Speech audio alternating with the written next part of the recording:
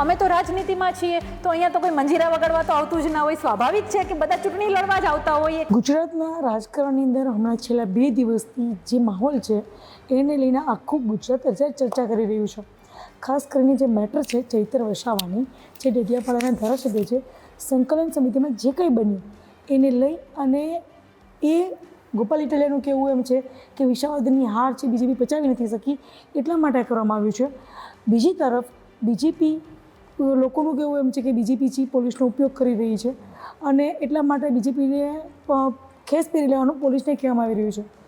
આવા તકની અંદર આમ આદમી પાર્ટી છે એ ગામે ગામ સદસ્યતા અભિયાન ચલાવવાની આજથી શરૂઆત કરે છે.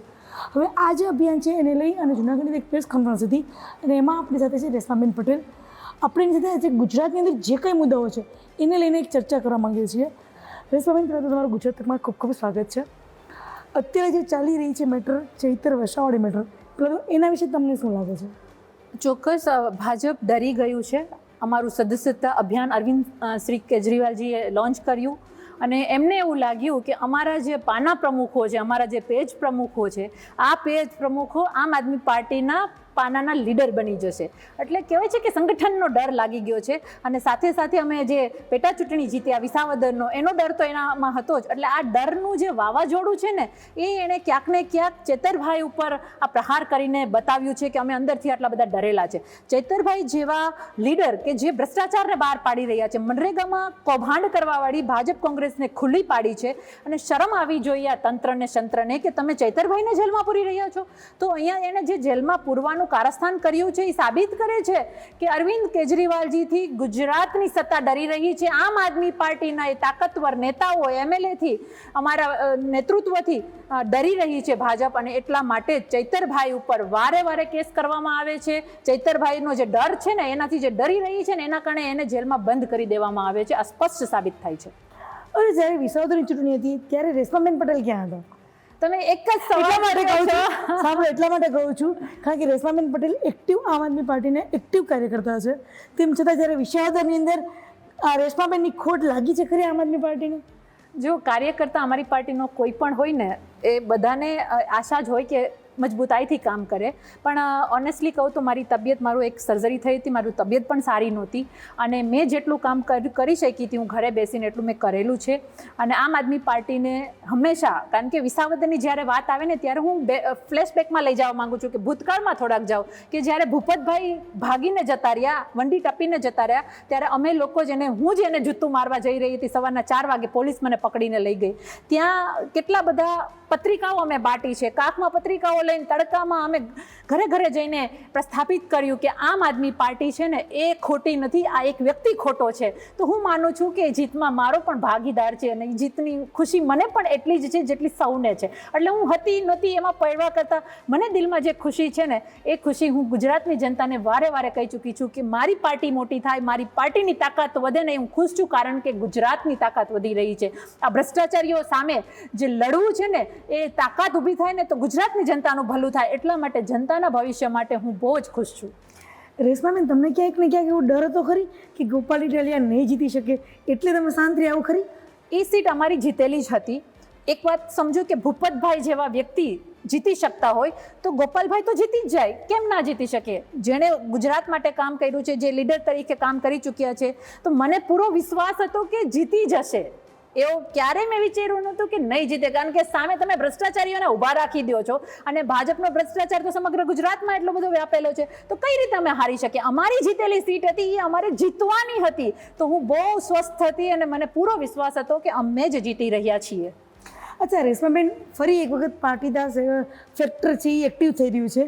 એક તરફ 2027ની ચૂંટણી આવે છે. પાટીદારના કાલના છે સંમેલનમાં એ વાત થઈ કે આ કોઈ રાજનીતિક વસ્તુ નથી, પરંતુ પાટીદાર ફેક્ટર છે એ તમને પણ ખબર છે મને પણ ખબર છે કે રાજકારણની અંદર પાટીદાર ફેક્ટર બહુ જ વધુ અફેક્ટ કરે છે. જો અમારું જે સંગઠનના જે ચહેરાઓ છે ને જ્યારે કોઈ સામાજિક પ્લેટફોર્મ ઉપર પણ બહાર આવે ને, જેમ કે હું છું કે અન્ય દિનેશભાઈ XYZ જે પણ ભાઈઓ છે, તો એવું જ સાબિત થાય છે કે રાજનૈતિક પ્લેટફોર્મ છે, કારણ કે અમે લોકો આંદોલનમાંથી રાજનેતા બન્યા છીએ. પણ ઘણા બધા એવા ભાઈઓ છે કે જે આજ પણ સામાજિક સંગઠનો ચલાવે છે ને, અમને ઘણી વખત પ્રેમથી સંગઠનમાં બોલાવતા પણ હોય છે ને, અમે અમારી હાજરી પણ આપીએ છીએ. અને સમાજના કેટલાય મુદ્દાઓ હતા, ઘણું બધું એવું ચાલી રહ્યું હોય સમાજમાં કે જાણે દીકરીઓના પ્રશ્નો હોય કે જુગારના પ્રશ્નો હોય, ઓનલાઈન ગેમલિંગના પ્રશ્નો હોય, વ્યાજખોરીના પ્રશ્નો હોય, તો આવા પ્રશ્નોને લઈને સૌ સાથે મળીને એક અભિયાન ચલાવ્યું છે. અને એમાં કાયદો બનાવવાની જરૂર પડે તો સરકાર સામે કાયદો બનાવવા માટે રજૂઆત કરવાની વાત છે. તો આજ એટલું છે, કોઈ આમાં રાજનીતિ નથી. આજે હું આમ આદમી પાર્ટીમાં છું, કેટલાય ભાઈઓ ભાજપ કોંગ્રેસમાં હશે, તો અહીંયા કોઈ એવું નથી કે ભાઈ કોઈ રાજકીય પ્લેટફોર્મ છે, નહીં, બિલકુલ નહીં. હું પણ એમાં ઘણી બધી વાર જાઉં છું, મને બોલાવવામાં આવે છે, મુદ્દાઓને લઈને અમે સમાજ વચ્ચે જઈએ છીએ, ત્યારે સમાજનો જે પ્રતિસાદ છે ને ખૂબ જ સકારાત્મક છે.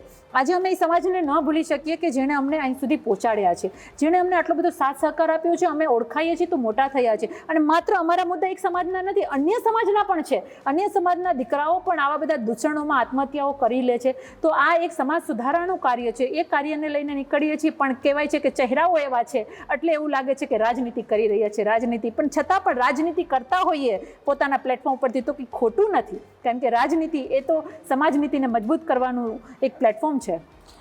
તો એનો મતલબ એવો થયો કે 2027માં અત્યારે જે પાટીદાર ફેક્ટરીની અંદર જે અત્યારે લીડરશિપ આવી રહી છે એ અથવા તો જે પહેલાં હતી એ લોકો 2027માં ચૂંટણી લડી શકે ખરી? ચૂંટણી તો બધા રાજનીતિમાં લડવા માટે જ હોય છે. જે સમાજકારણ કરી રહ્યા છે એ લડશે કે નહીં એનો વિષય છે. અમે તો રાજનીતિમાં છીએ, તો અહીંયા તો કોઈ મંજીરા વગાડવા તો આવતું જ ના હોય. સ્વાભાવિક છે કે બધા ચૂંટણી લડવા જ આવતા હોય, એક નેતૃત્વ લેવા આવતા હોય. કારણ કે કહેવાનો મારો મતલબ એવો છે કે ટિકિટની માંગણી કરશે ખરી પાટીદાર સેક્શન?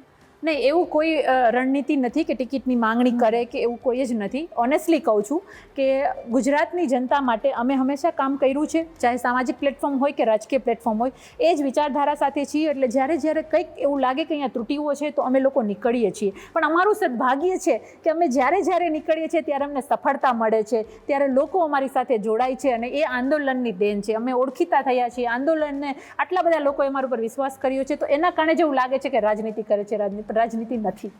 અચ્છા, આજે એક સદસ્યતા અભિયાન અંગે પ્રેસ કોન્ફરન્સ થઈ. તમને લાગે છે કે ગોપાલ ઇટાલિયાને જીત્યા બાદ કે ચૈત્ર વસાવાની જે આ ઘટના બની છે એ બંને પછી આમ આદમી પાર્ટી તરફ લોકોનો ઝુકાવ છે એ વધતો જાય છે? આમ આદમી પાર્ટી તરફ લોકોનો ઝુકાવ 2022થી જ થયો છે. 43 લાખ વોટ અમને મળ્યા છે, તો એ અમારા માટે સૌથી મોટી સફળતા છે. અને જે રીતે અમે એક પછી એક સફળતાઓ મેળવી રહ્યા છે, એવી રીતે આપણે જોયું છે કે ભાજપ કેટલું ડરી રહ્યું છે. એની પાસે કરોડોની MLAની આખી ફોજ છે, છતાં પણ અમારા 5 MLA હોય તો એકને તોડતા જાય, એકને તો બીજો, એકને તો બીજો, આવી રીતે તોડવાનું કામ ચાલુ કર્યું છે. તો કહેવાનો મતલબ એમ છે કે જેલમાં પૂરવાનું કામ કરે છે. ભાજપને બે જ કામ આવડે છે, કાં તો એ લોકોના MLAને તોડી દો, વિરોધ પક્ષ ખતમ કરી નાખો. અને અહીંયા આમ આદમી પાર્ટી છે, એને ભૂલ કરી હતી કોંગ્રેસ સામે, એનું પરિણામ એને નહીં ભોગવવું પડ્યું. પણ આ આમ આદમી પાર્ટી સામે જે ભૂલ કરી રહ્યું છે ને એનું માઠા પરિણામ ભોગવવાના ચાલુ થઈ ગયા. વિસાવદરે સાબિત કરીને બતાવ્યું. અને ચૈતરભાઈની વાત કરી તો ચૈતરભાઈ એના વિસ્તારમાં એને કેવડો મોટો ભ્રષ્ટાચાર સામે મૂકી દીધો. આજે સમજો ભાજપ કોંગ્રેસની માસિયારગીરી હતી ને એ જનતા સામે આવી ગઈ, એટલે એના પેટમાં તેલ રેડાણું, એટલે એમને જેલમાં પૂરી દીધા. અને અમારું જે સદસ્યતા અભિયાન છે એમાં લોકો જોડાઈ રહ્યા છે. મેં જે રીતે કહ્યું કે ભાજપના જે પેજ પ્રમુખો છે ને એ આજે મારા પેજના લીડર બની રહ્યા છે.